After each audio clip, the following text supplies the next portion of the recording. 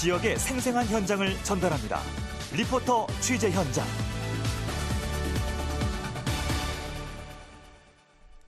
최유린 리포터 나와 있습니다. 어서 오세요. 네, 안녕하세요.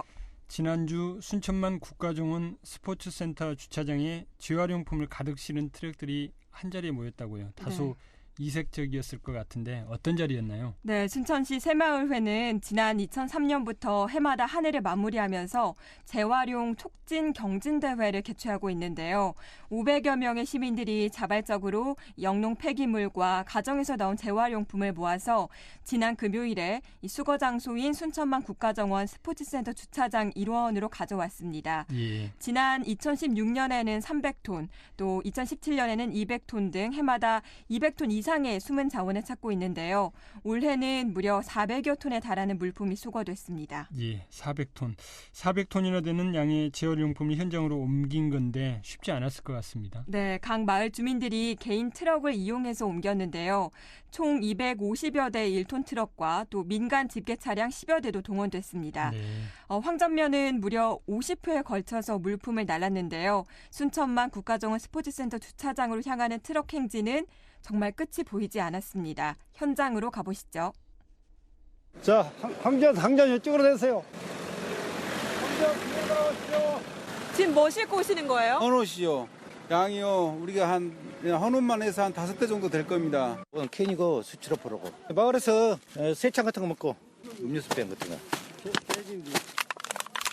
좀 힘들었죠. 일일이 안 버리고 이거 담느라고 포장하더라고요. 어디서 오셨어요? 저 승주요. 승주에서 이제 농사 짓고 그 폐비닐이 나온 거, 여기 좀. 고추 심을 때 이제 그 비닐을 치고, 콩 심고, 모든 농사 지면서 이제 썼던 비닐이 이제 재활용을 하기 위해서 이제 이걸 전부 이렇게 수거를 해가지고 가져왔어요. 들어보니까 헌옷부터 시작해서 비닐 같은 영농 폐기물들 한자리에 모은 것 같은데 네. 이렇게 수거만 하고 끝나는 건 아니겠죠? 또 어떤 과정이 이어졌습니까? 오전에 이렇게 수거를 해서 품목별로 분류를 했고요. 예. 이후에 물건들의 무게를 다는 절차를 거쳤습니다. 이 농경재에 방치된 폐비닐을 불법으로 소각하거나 매립하면 환경오염이 심각하잖아요. 네, 그렇죠. 주민들의 노력으로 과수원과 논, 밭 주변이 눈에 띄게 깨끗이 정리가 됐는데요. 이 폐기물이 대회 현장에 나오기까지 1년 동안 어떻게 어디에 모아둔 건지 순천시 새마을회 배경자 회장과 김유금 사무국장의 말 들어보시죠.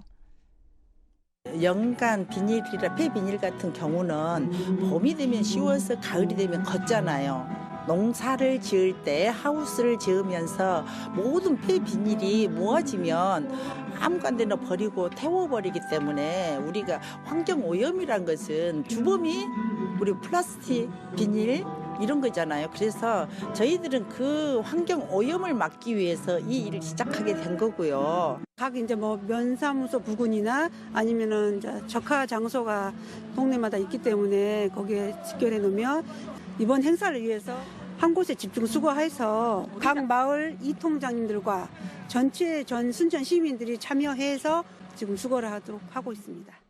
근데 이게 재활용 촉진 경진 대회라고 했지 않습니까? 네. 대회라면 각 읍면동별로 수거 실적 이거에 대한 또 평가도 이루어지겠죠? 그렇습니다. 수거 실적을 평가해서 순위를 매겨서 상장을 수여하는데요. 2016년과 2017년에는 모두 황전면에서 최우수상을 차지했고요. 예. 지난해에는 황전면과 함께 서면과 월등면에서도 수상 명단에 이름을 올렸습니다. 아마 이 지역에서는 농가가 많기 때문인 영향으로 보이는데요. 순천시 황전면 한 주민에게 자세한 얘기 들어보시죠. 이제 올해도 그렇고 저희들이 계속 열심히 해서 올해 또 많이 가져왔습니다. 그 황전면은 마을이 52개 불황이나 되고 또 농사를 많이 짓기 때문에 아무래도 이제 농자재 폐 비닐이라든가 이런 것이 많이 있습니다. 그래서 그런 것들을 철저히 수거를 하고 있습니다. 예, 아무래도 이제 수거를 안 하게 되면 땅 속에 많이 묻혀 있고 땅 속에 아무래도 이제 비닐과 있게 되면 뿌리 활적도 안 좋고 작물에 또한 이것들이 결국에는 비가 많이 오고 그러게 되면 냇물로 흘러가서 수질 오염도 될 수 있고 여러 가지 문제가 있어서 저희들이 그 환경을 살리고 또 후손들을 위해서라도 해야 한다는 의식을 갖고 지속적으로 노력을 하고 있습니다.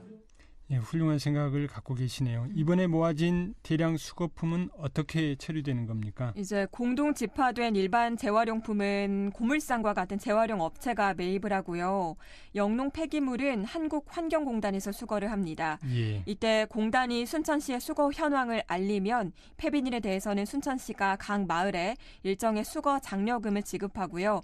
또 농약병에 대해서는 공단이 수거 보상금을 지원하고 있습니다.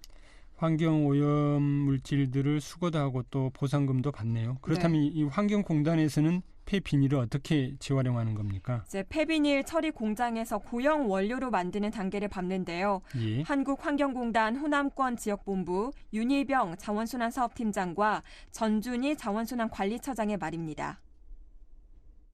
폐비닐 같은 경우는 담양에 폐비닐 처리 공장이 있습니다. 거기로 가져가면은 거기에서 그 세척하고 파쇄 공정을 거쳐가지고 다시 그 원료로 재생 원료로 가능하도록 원료를 만들어냅니다. 그래서 이제 우리가 그 영농 폐기물 자체가 그게 놔두면은 그게 환경 오염의 주범이 돼요. 근데 그것을 재활용을 해가지고 잘 활용을 하면은 이게 이제 환경 자원이 되거든요.